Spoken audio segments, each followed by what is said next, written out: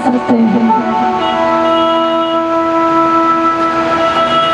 लेकिन कुछ भगत ऐसे आते हैं महाराज, कथा सुनते हैं, जब तक कथा सुने तो सुने, और जब कथा प्रांगण से बाहर जाते हैं तो फिर उसी रंगरलिया में लोग व्यस्त हो जाते हैं।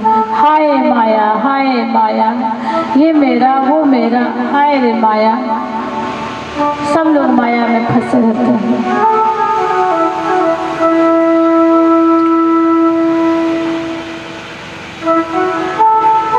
लेकिन अभी भी हमने कथा सुना ना, जितना आप माया में फंसोगे उतने ही बंधन में आप फंसते जाओगे। स्वयं जिनके हाथों में बीड़ा होती है, नारायण नारायण कहते रहते हैं, और भी महाराज प्रभु का नाम लेते रहते हैं, गाते रहते हैं, और भी इच्छा प्रकट करते रहते हैं कब प्रभु की कथा हमें मिल जाए सुनने को। सूत जी कहते हैं, सौनक ऋषि, एक समय की बात है कि महाराज गंगा मैया और लक्ष्मी मैया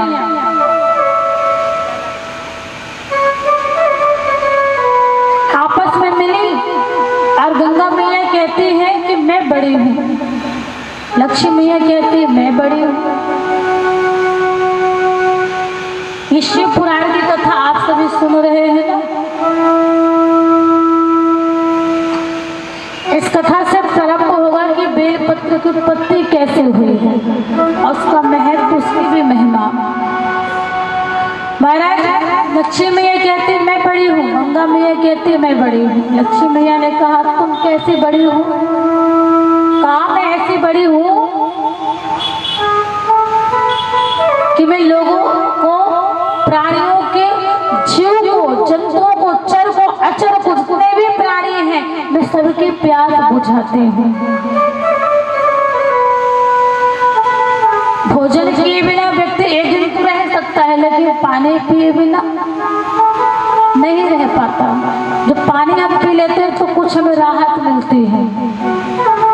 मैं सबकी प्यास बुझाती हूँ, और मेरे बिना तो कोई काम ही नहीं होता।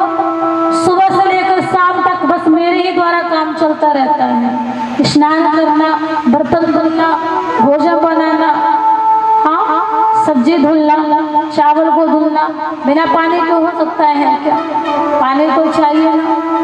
गंगा मैया कहती है कि मेरे बिना कोई काम नहीं होगा। लक्ष्मी मैया कहती है अच्छा,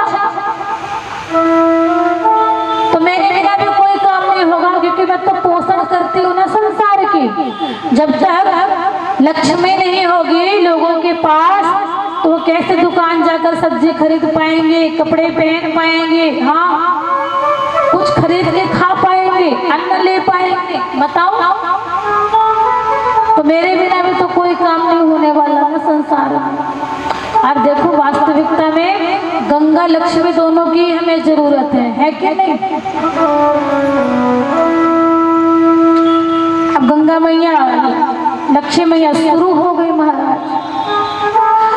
बात ये भी है कि मैया मैया मिलती है तो आपस में शुरू भी हो जाते हैं। अब जैसे यहाँ पर मैया लोग बैठी हैं, माताएं, आप लोग भी शुरू हो जाते हैं कि नहीं? बताइए। बात करते करते करते करते झगड़ा भी हो जाता होगा, चाहे वो प्यार वाला झगड़ा हो, चाहे वो असली वाला झगड़ा हो, है ना? आपस में बैठे बैठे दरबार करते करते सास बहू की बताते बताते पत्नी राई का पहाड़ बना लेती है, और बस तांडव शुरू होने लगता है। फिर यदि मैया मैया एक जगह बैठेंगी तो तांडव हो न हो अलग विषय, पंचायत तो जरूर होगा, कुछ हो जाए ना। लेकिन हमारी मैहरी की माताएं बहुत अच्छी हैं, कोई किसी की कोई कैसे बात नहीं कर रही है। मैं देख रही हूँ केवल कथा सुन रही है। और मैया ही नहीं, मैहर के तो सारे भगत ही बहुत निराले हैं भाई। जिन भक्तों पर भोले बाबा जी की कृपा है, माँ शारदा की कृपा है, उस भक्त को तो निराला होना ही पड़ेगा। बोलिए शंकर जी भगवान की जय।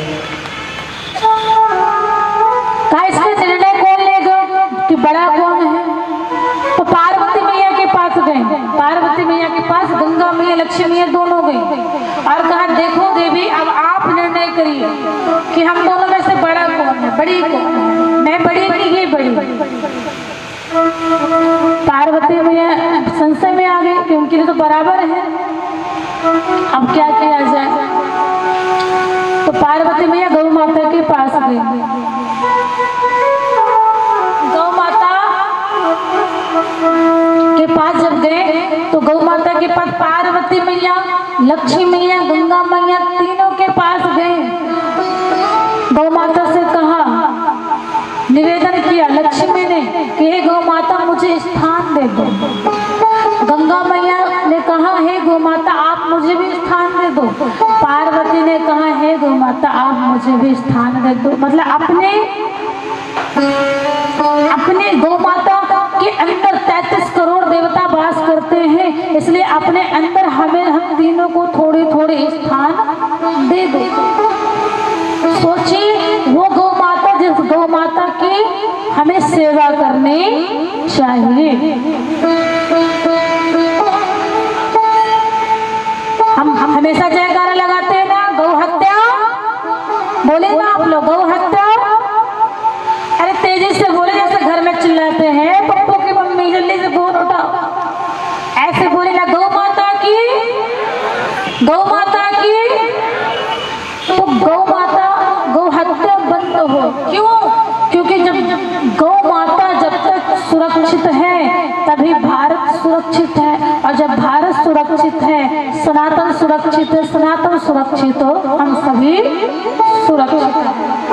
इसलिए गौ माता की आप हम सभी भक्तों की सेवा करनी चाहिए। सच बतलाओ गौ माता बड़ी दयालु है। गौ माता के कान में यदि आप कुछ भी बोलेंगे ना तो आपकी पुकार सुनेगी। आपने नोटिस किया होगा, आपने कभी विचार किया है जब गौ माता के आप गले को सहलाते हैं, स्पर्श करते हैं तो हमेशा सिर ऊपर कर लेते हैं। ऊपर करती क्यों है पता है आपको? कहते हैं ज्ञानी ध्यानी जन कि गौ माता ऊपर सिर इसलिए करती है कि हे प्रभु, हे नारायण आप मेरी पुकार सुनिए। ये जो अभी अभी जो मेरा भगत मुझे सहला रहा है, मुझे सुख दे रहा है, मुझे आनंद दे रहा है, इसकी हर इच्छाएं आप पूरी कर देना। ऐसी है हमारी गौ माता। इसलिए गौ माता की सेवा घर घर में करनी चाहिए और सभी को गौ माता को रखना भी चाहिए, सेवा भी करना चाहिए। जिस गौ माता में स्वयं लक्ष्मी मैया, महादेवी, पार्वती मैया, गंगा मैया स्वयं प्रवेश करना चाहती हैं, वो हमारे जगत मैया है।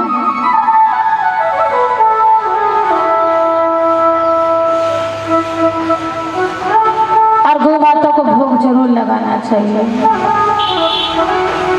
गौ माता ने कहा देवियों देखो ऐसा है कि मेरे पास केवल 2 ही स्थान शेष बचे हुए हैं। कौन कौन से स्थान है?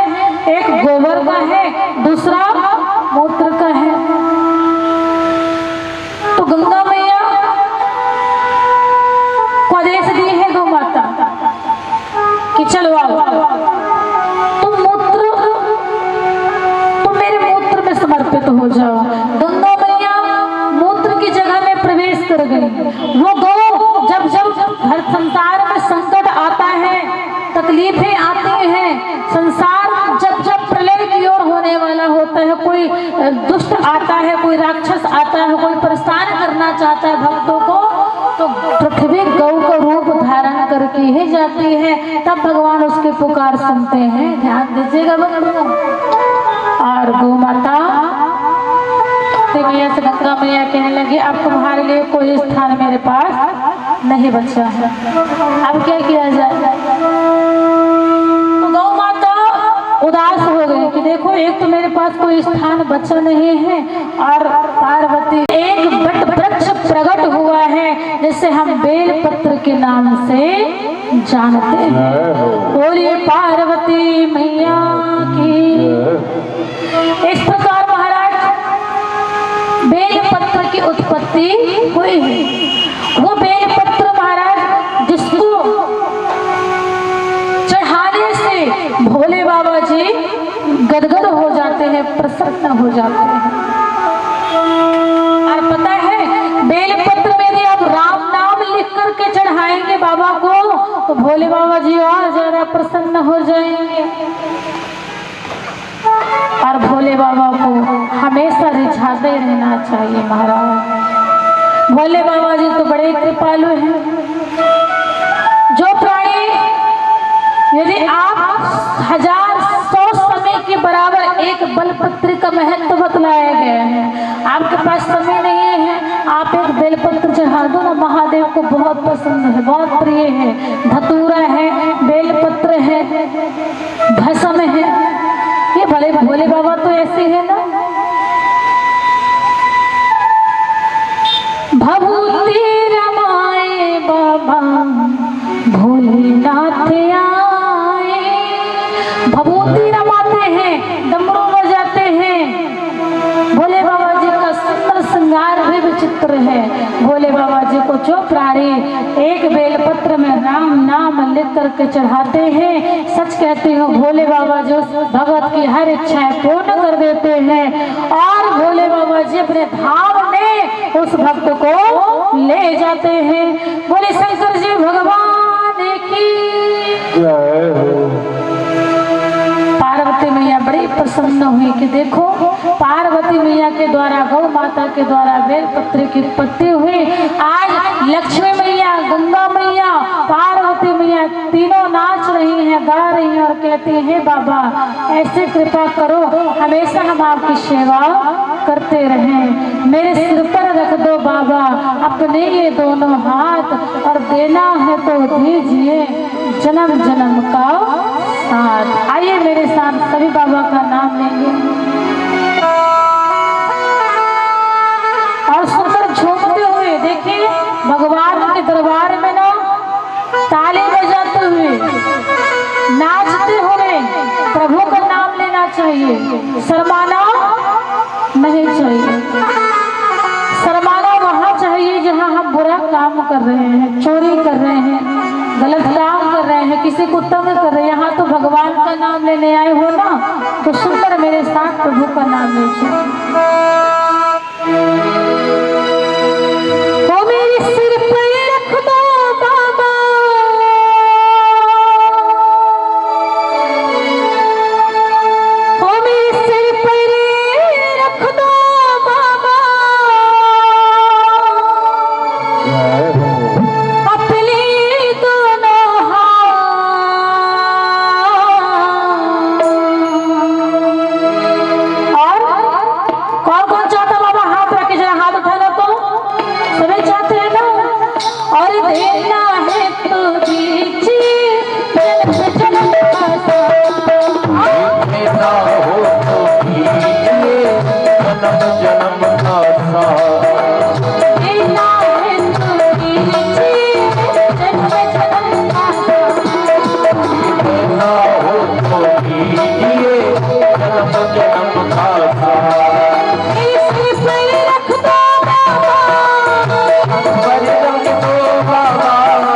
Bye.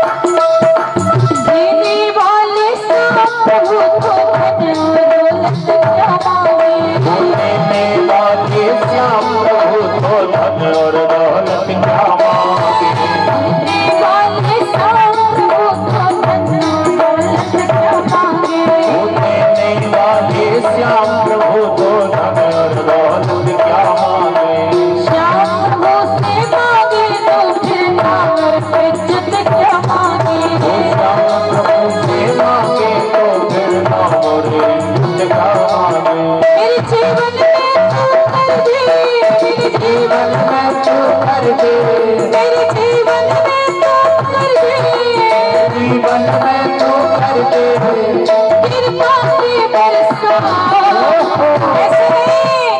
ऐसे नहीं दोनों हाथ उठाते। देखिए एक भैया नाच रही है, आप लोग बैठे हैं। भगवान के दरबार में जो नाचते हैं ना, संसार में नाचना नहीं पड़ता मैया। आज शर्माओ नहीं, जिस दिन मरोगे उस दिन पड़ोसी साथ में नहीं जाएगी, अकेले भी जाना पड़ेगा। इसलिए दोनों हाथ उठाते हुए क्या कहना है, देना है तो दीजिए।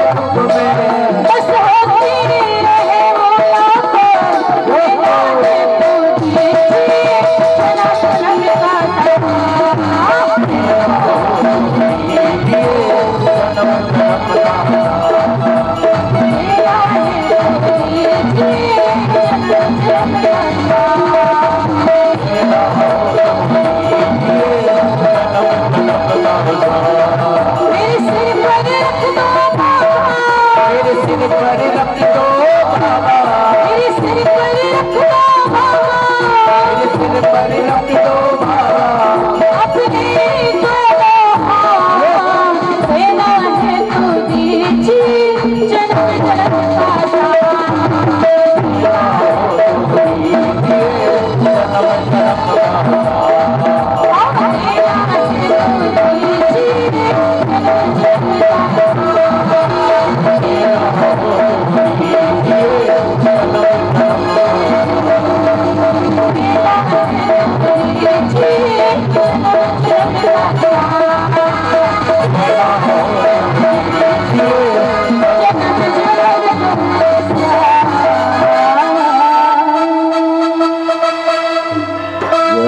बोले शंकर जी भगवान की। तो बाबा से हमेशा साथ तभी तो कहा जाता है प्रथम मातृदेव भवो, फिर दूसरे नंबर में पितृदेव भवो। पिता को बाद में, पहले माता को। प्रथम गुरु माँ होती है। क्यों? क्योंकि माता प्रथम है, माता पूजनीय है। माँ की श्रेणी के ऊपर कोई दूसरी श्रेणी हो ही नहीं सकती। माँ के पद से दूसरा कोई पद हो ही नहीं सकता है। माँ तो अनंत होती है, माँ बड़ी करुणा वरुणालय होती है। आप देखिए ना, शारदा मैया कितनी बड़ी कृपालु है, कितनी बड़ी दयालु है। सोचिए भला उनके ऐसे कोई कृपालु संसार में हो सकता है? जितने भगत जाते हैं सब कुछ ना कुछ लेकर के जाते हैं। ब्रह्मा जी ने स्त्री की उत्पत्ति पहले क्यों? क्योंकि माँ ममता की मूर्ति होती है। जो स्त्री है माँ की ममता की मूर्ति होती है। वो धैर्यवान होती है, सहनशीलता होती है। उन्हें हर चीज की सहने की, समझने की क्षमता होती है।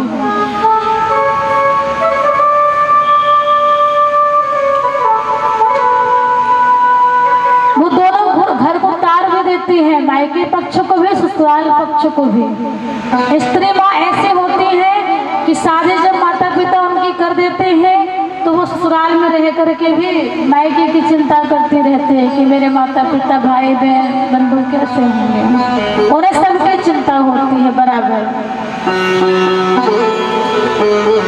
इसलिए आपकी यदि माँ है तो माँ की सेवा किया करो, माता पिता की सेवा करनी चाहिए।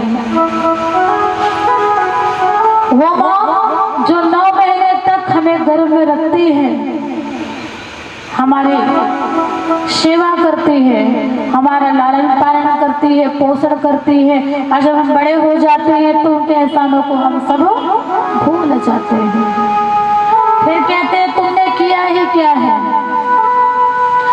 अरे वो दिन याद करो जब रात रात जगती थी और तुम सोते थे, चिंता तुम्हारी ही बनी रहती थी। कहीं बाथरूम तो नहीं कर दिया, कहीं टॉयलेट तो नहीं कर दिया, कहीं मेरा बच्चा कहीं गीले में तो नहीं सो रहा है। माँ भले गीले में सो जाए लेकिन बच्चा को गीले में सोने नहीं देती।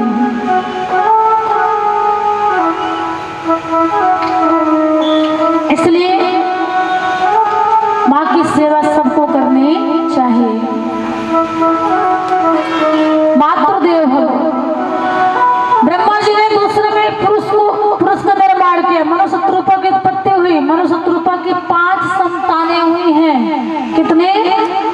उत्तानपाद, प्रियव्रत, सुरुचि, सुनीति और सुरुचि। इस महापुराण में वर्णन आया है। महाराज सृष्टि का जब विस्तार करना है तो विवाह भी तो जरूरी है ना। तो सबका विवाह करने लगे धीरे धीरे ताकि सृष्टि का विस्तार भी हो जाए। उत्तानपाद जी महाराज जी का विवाह हो गया सुनीति मैया से। वो सुनीति मैया जिनके बालक हुए हैं ध्रुव जी महाराज, जिन्होंने 5 वर्ष के आयु में भगवान को प्राप्त कर लिया। धन्य है मां सुनीति।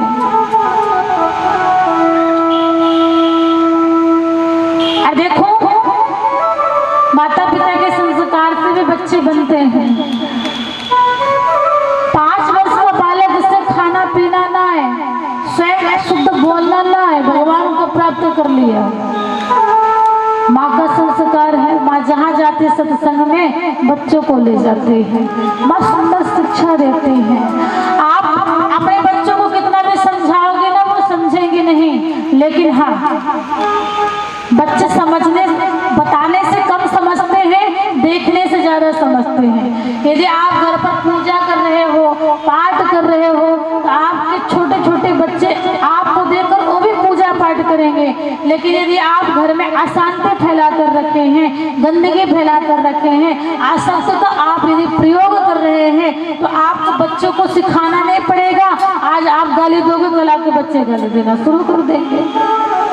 तो घर का प्रवेश प्रभाव तो पड़ता है ना, इसलिए घर के वातावरण को हमेशा शुद्ध बना करके रखना चाहिए। और स्मृति में जहाँ जाती वहाँ बालक ध्रुव को देखो, ध्रुव पर इतनी कृपा कि महाराज विष्णु की कृपा हो गई और स्वयं माता पिता उन्हें, जो पिता उन्हें निहारते नहीं थे, वही पिता उन्हें गोद में ले ली। महाराज जा पर कृपा राम की होई, ता पर कृपा करह सबे कोई।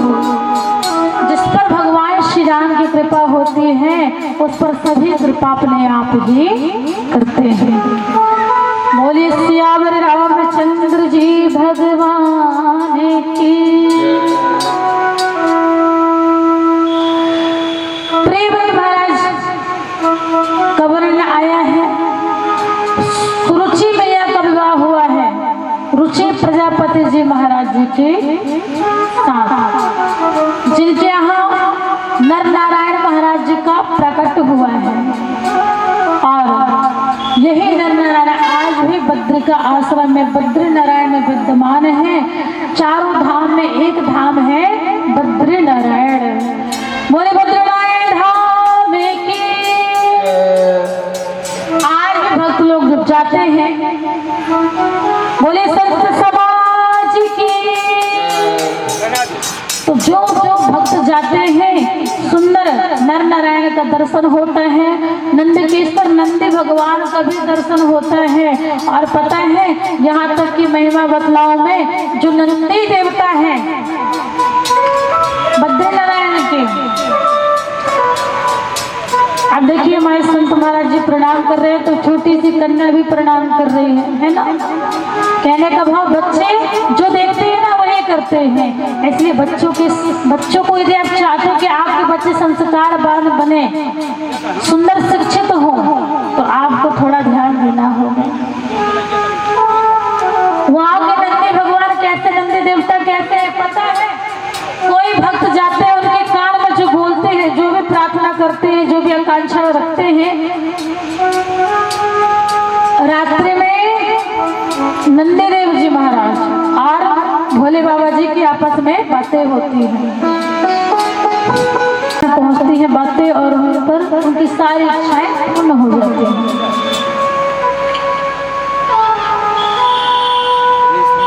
प्रसूति मैया जी का विवाह हुआ है, 13 कन्याएं हुई हैं, सबसे छोटी कन्या हुई है सती मैया, जिनका विवाह हुआ है महादेव, देवों के देव महादेव भोले बाबा जी के साथ। महाराज प्रियव्रत महाराज हुए हैं, जिनके वंश में सुंदर भरत जी महाराज हुए हैं, जिन भरत के भक्ति के प्रताप से हमारे देश को भारत की उपाधि दी गई है। भारत नाम से संबोधन किया जाता है। बोलिए भारत माता की। एक तो भरत हुए हैं कर्मयोगी, दूसरे भरत हुए हैं धर्मयोगी, और तीसरे भरत हुए हैं बलियोगी। सुंदर जो भरत थे, जो राम जी को वनवास करने को तो मिला कि कई मैया ने आदेश दिया था, हे प्रभु राम जाओ तुम 14 वर्ष वनवास करने जाओ, लेकिन जो राम के जो भ्राता भरत थे उन्हें तो ऐसा कुछ आज्ञा नहीं दिया गया। लेकिन जब उन्हें पता चला कि मेरे भैया राम जी 14 वर्ष वनवास करेंगे, तो भी अयोध्या में रहने के बावजूद भी वो वनवासी भेष धारण करके बस एक स्थान में बैठ करके प्रभु श्री राम जी का इंतजार कर रहे थे, कब मेरे प्रभु राम आएंगे, मेरे राम वनवास करेंगे तो मैं वनवास जंगल जंगल नहीं जाऊंगा, लेकिन वनवास से कम जीवन व्यतीत तो नहीं करूंगा। दूसरे भरत हुए हैं जो प्रियव्रत के यहाँ आए हैं, जो भगवान के ऐसे भक्त हुए महाराज कि जिनके अंदर बस यही भाव है, सिया राम में सब जग जाने, करहूं प्रणाम जोर जुग पाने। भाई महाराज भाई कहते हैं कि चलो ये भरत किसी से बात नहीं करता, किसी से बोलता नहीं है, एक काम करो इसे खेत की रखवाली करने को भेज दो। तो भरत जी क्या करते हैं पता है, खेत की रखवाली भी कैसे करते हैं, ऐसे ही करते हमारी तरह कि भाग जाओ चिड़िया भाग जाओ। भरत जी खेत की रखवाली भी करते हैं, तो उनका तरीका ही अलग है। और चुन लो चिड़िया और खा लो चिड़िया, खूब दाने चुन लो चिड़िया और आ जाओ चिड़िया, अरे राम की चिड़िया राम का खेत और चुन लो चिड़िया भर भर पेट। ये तो राम की चिड़िया है, राम का दाना है, भला मैं कौन होता हूँ मना करने वाला, खूब खाओ खूब खाओ। भाई देखते हैं कहते हैं अरे नलायक तुझे खेत की रखवाली करनी भी नहीं आती, चल भाग यहाँ से। कोई बात नहीं, कुछ नहीं बोलते किसी से, केवल प्रभु का नाम भगवान का नाम। कोई मीठी बाड़ी बोल दे तो भी अच्छा, कोई तीखी बाड़ी बोल दे तो भी बुरा नहीं मानते थे, बस राम राम गाते रहते थे।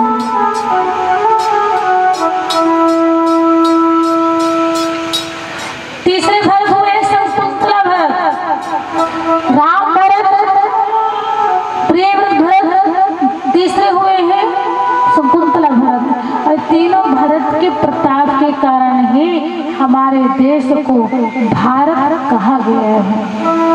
हमारे भारत देश ऐसा छोटा मोटा साधारण देश नहीं है, महान देवभूमि है, धर्म की भूमि है, धर्म की ध्वजा है, सोने की चिड़िया की उपाधि दी गई हमारे भारत को, माँ के नाम से संबोधन किया जाता है। हमारे भारत देश को लोग मान करते हैं, सम्मान करते हैं और श्रद्धा का स्वरूप है, भक्ति का स्वरूप है, त्याग का स्वरूप है हमारा भारत देश। हमारा भारत देश महान है, बोल भारत माता की। और जो हम भारत माता के वासी हैं, भारत देश के वासी हैं, तो भारत की सेवा करना, भारत के नागरिकों की सेवा करना, भारत के जितने भी प्राणी हैं सबकी सेवा करना। कोई भूखा हो तो भोजन कराओ, प्यासा है तो पानी पिलाओ। हमारे भारत में सनातन की सेवा करना, गौ की सेवा करना, मंदिर की रक्षा करना, धर्म की रक्षा करना। धर्म और रक्षक रक्षिता, धर्म की रक्षा हम करेंगे तो धर्म हमारी रक्षा अवश्य करेगा। ये हमारा परम धर्म है, तभी तो कथा सुनने का मतलब है। अब किस्सा कहानी तो सभी जानते हैं महाराज, हाँ, लेकिन वास्तविकता में हमें करना क्या है वो भी तो जानना जरूरी है ना। तो हमें करना है, सुंदर कर्म करना है, सती मैया की तरह, सती मैया की तरह कर्म करना है। पिताजी चाहते नहीं थे कि भोले बाबा जी से विवाह हो, लेकिन सती मैया चाहती थी कि मेरा विवाह भोले बाबा जी से हो। भोले बाबा जी से प्रेम करने लगी, उनकी लीला को सुनकर, उनके चरित्रों को सुनकर के, उनके नाम को सुन करके, उनकी गाथा को सुन सुन करके, छोटी सी थी तब उनकी माता ले जाती थी सत्संग में और कहते हैं संगत कर अच्छे लोगों की, दुआ मिल जाएगी तुझे सभी लोगों की। आत्मा से हरि का मिलन कर ले और मन थोड़ा थोड़ा हरि का भजन कर ले। सत्संग में ले जाती थी, प्रभु के चरित्रों को सुन सुन करके प्रभु से प्रेम हो गया। वाल्मीकि की तरह प्रभु की भक्ति करनी चाहिए महाराज, क्योंकि एक चीज बोलो, कर्मों का फल तो हमें स्वयं करेगा उसे कोई भोगना नहीं आएगा। उल्टा नाम जपत जग जाना, वाल्मीकि में ब्रह्म समाना। वाल्मीकि जी तो उल्टा ही नाम जपने लगे थे, सीधा नाम ले नहीं पाते थे। उनकी कहानी तो सभी जानते हैं ना। पहले चोरी करते थे, डाका डालते थे, कोई आता था, कोई परदेसी व्यक्ति आता था, उससे हड़प लेते थे, उसे पकड़ लेते थे, बंदी बना लेते थे। उनका रोज का ये काम रहता था, सोचिए। लेकिन एक बार क्या हुआ, नारद जी से भेंट हो गई। नारद जी आए और कहा, भैया वो वाल्मीकि जो ब्रह्म में समान हो गए, जिनके नाम से वाल्मीकि रामायण भी आप हम सभी सुनते हैं, जानते हैं। नारद जी ने कहा, भैया जो आप ये करते हो ये गलत है। मैं क्या गलत करता हूँ? किसी राहगीर को पकड़ता हूँ, उसके धन को हड़पता हूँ और अपने परिवार को पालता हूँ, क्या गलत है? परिवार पालना गलत है क्या? परिवार पालना गलत नहीं है, पैसा कमाना गलत नहीं है, पैसा कमाने का तरीका सही होना चाहिए, गलत तरीके से नहीं। आप किसी के साथ गलत करोगे तो आपके साथ अच्छा नहीं होगा। और ईमानदारी की कमाई ही पूछती है, बेईमानी की कमाई कब तक खाओगे महाराज? नारद जी ने कहा, महाराज देखो, जब बुलावा आएगा ना ऊपर से, जब यमराज आएंगे तुम्हें लेने के लिए, न तुम्हारी जिस परिवार को तुम खिलाने के लिए, पेट पालने के लिए तुम ये जो गलत काम कर रहे हो, चोरी कर रहे हो, हिंसा कर रहे हो, किसी का मर्डर, किसी को परेशान कर रहे हो, वो कोई तुम्हारा साथ नहीं देंगे। वाल्मीकि जी ने कहा, अच्छा मैं इतना मेहनत करके इनको पालता पोसता हूँ तो ये मेरा साथ नहीं देंगे? नारद जी ने कहा, जब तुम्हें दंड की बारी आएगी, जब सजा की बारी आएगी, पनिशमेंट की बारी आएगी, तो तुम्हें अकेले भोगना पड़ेगा, तुम्हारा साथ कोई नहीं देगा। नारद जी, वाल्मीकि ने कहा, तुम झूठ बोल रहे हो, कहा मैं सच कह रहा हूँ। आप सभी भक्त कान खोल कर सुन लीजिए, ये कथा हमें ये सिखाती है, हम जैसा कर्म करेंगे हमें वैसा ही फल मिलेगा। किसी के लिए भी, किसी को खुश करने के लिए भी गलत काम करना नहीं चाहिए। नारद जी ने कहा, वाल्मीकि जी अब एक काम करो महाराज, आप जाकर के पहले पता कराओ, घर में जाके पहले आप परीक्षा ले लो। आप यदि मुझ पर भरोसा ना हो तो मुझे आप बांध लो, बांध कर चले जाओ, पता कर लो तुम्हारा हितैषी कौन कौन है।